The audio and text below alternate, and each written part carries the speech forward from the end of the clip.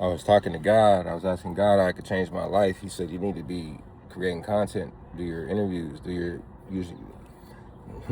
your ideas that you got in your head. And I was right down the street, seen this dude I know right here.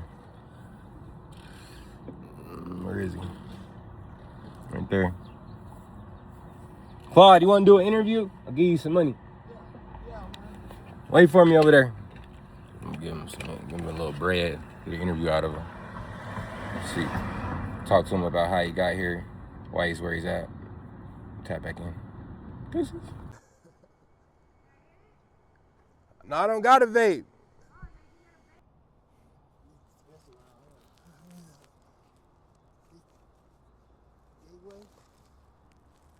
You said they what around here?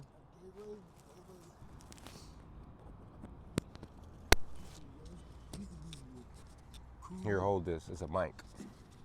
Back up a little bit. No more, no more. Stay right there, let me see. Oh yeah, that's perfect. Actually, come in a little bit. Come in a little bit.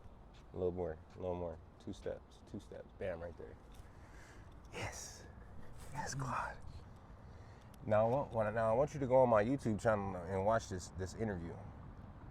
Okay, what's your name? Tell them your name. My name is Claud Jr. Now I know you was Claude. I say Claude because you remember, what is it? Life. The nigga in there, his name's Claude. That's where I always get that from. But I was just driving down the street and seeing Claude. Now tell the people where the last time I seen you at. Last time when me and you seen each other, where we was at. We was in Oxbow County. We was in the Oxbow County jail, me and Claude. Now I want that to be a lesson to you young people and you young brothers out there, you young people out there, young and thugging or whatever. One thing that I realized when I was in jail with Claude, I was sitting in the corner one day. And I was thinking, I thought that I was this big, great hustler and this big, great person, right? But I was in the same county jail with Claude. No different than him. We all end up in the same place.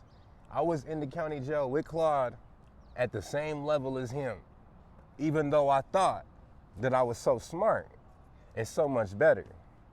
I also have been, Claude, you've seen me downtown strung out on drugs before also.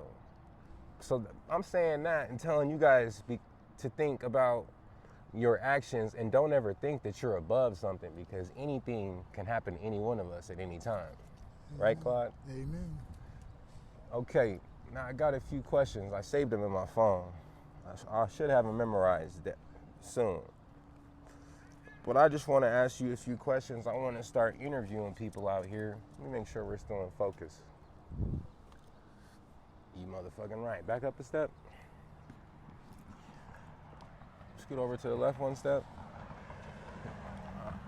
I want to interview people out here and ask them too about how they came to Salt Lake.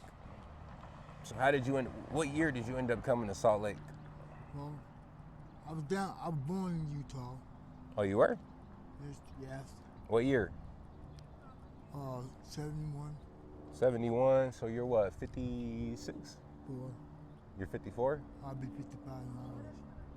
I only knew that because I got a brother that was born in 74. You probably know him, Justin Davis? Yeah. Bussin'? It's my older brother. So you were born here. So you been here since then? No, I was raised up in Alabama, on the southeastern coast. Oh yeah. So what? You went to high school and stuff in Alabama or in Salt Lake? No, high school in Alabama.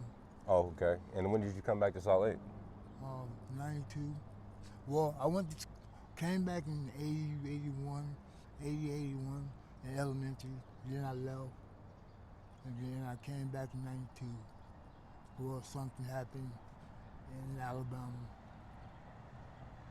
Well, I had to do 20 years and messed up my life. But I can bounce back. You damn right you can. Anybody can bounce back, brother. Yeah. So what do you think? What kind of trouble and charges have you been getting into out here in Salt Lake? And also kind of explain to them what it's been like for you to be a black man in Salt Lake, because I know what it's like for me in my era of like the 90s and the 2000s and stuff. That's when I was kind of raised up. But how was it back in the 80s and everything? Or like, where do you feel like things went south?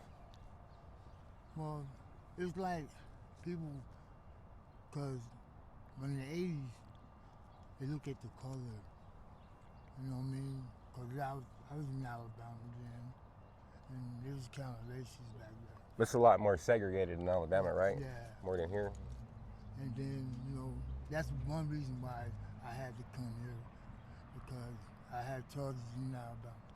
I didn't want to start a race about it, because I got involved in gangs, which is something you never should do. Here, let me clip the mic to you so you ain't moving it. I think you might be able to hear you better like that. Just talk regular.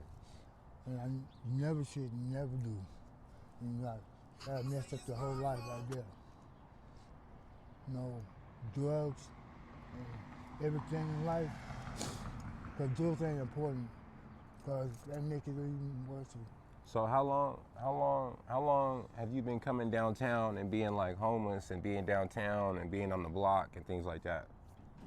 Well, what year?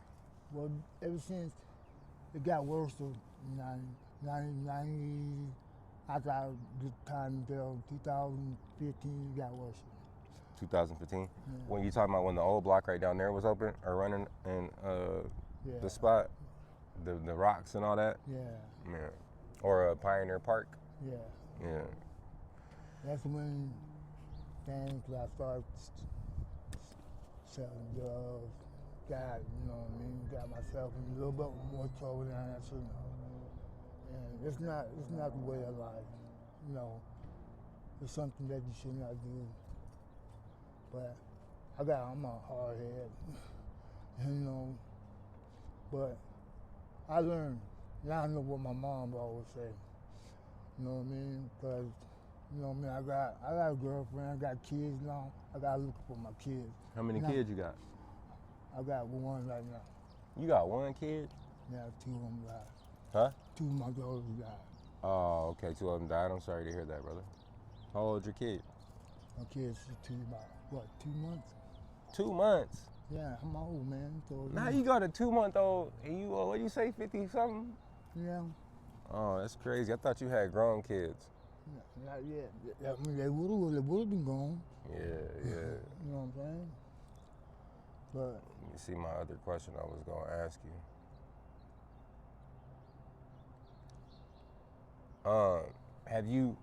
Are you Mormon or have you ever been? no, You ain't Mormon? No, I've never been Mormon. Has the Mormons ever tried to convert you to be a Mormon? I wanted out. I never, what I'm called Baptist. Like the missionaries. Have you ever tried to convince you to turn Mormon at any point? Well, yeah, they tried, but I always go to where I was raised up. That's what I always believe. You know, Yeah. a Muslim or Baptist. I believe most of my life. I'm down hard. And I never changed. Okay, one other thing I wanted to ask you about is it's pretty important to me, is like the gentrification or how they've taken, for instance, right around 2015, they started to clean up Pioneer Park to gentrify the area over there and make it nicer. Then in 2017, they came and pushed everybody away from the old homeless shelter in the block. We used to call it the block right there.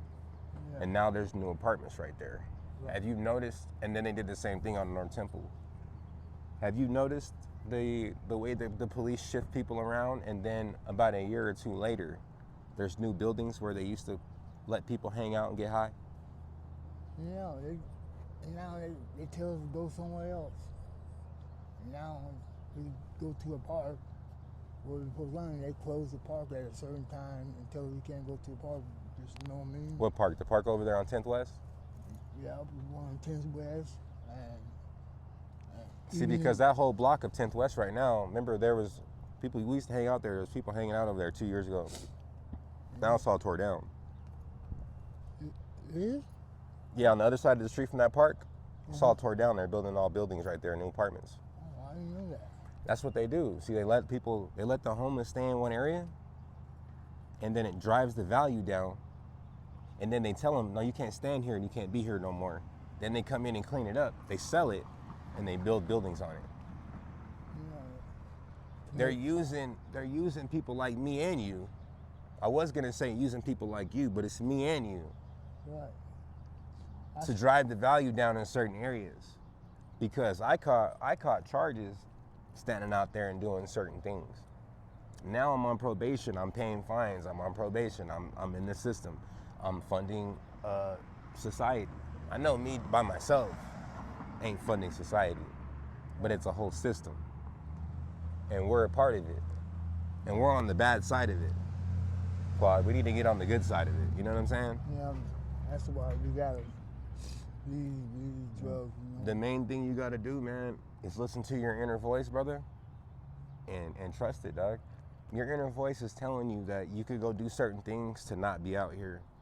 Your inner voice in the morning when you wake up is telling you, if I do X, Y, and Z, that's gonna be better for my future right now. But you're choosing not to do it right now. You're choosing to ignore your inner voice. And you need to tighten that up, listen to it. All right. On that note, I'm outie. All right, thank you. All right, good to see you. Be safe, brother.